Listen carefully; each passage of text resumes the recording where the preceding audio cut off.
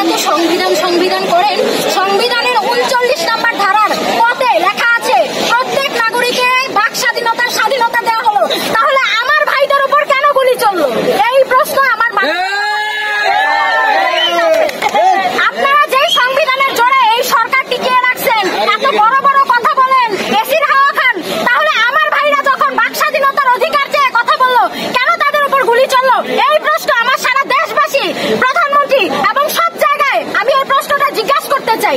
আর second thing হচ্ছে, আমি যে জিনিসটা জানতে চাই সেটা হচ্ছে, প্রধানমন্ত্রী আপনি প্রধানমন্ত্রী হয়েছেন যে টানা 15 বছর আপনি রাজ করেছেন, রাজত্ব করেছেন। আমার ভোট, আমি নাগরিক হিসেবে আজ পর্যন্ত, এখন পর্যন্ত আমি আমার ভোট দিতে পারলাম না। আমি যখন বাড়িতে যাই তখন আমি ভোট দিতে গিয়ে শুনি আমার ভোটটা অন্য কেউ দিয়ে দিয়েছে। কেন?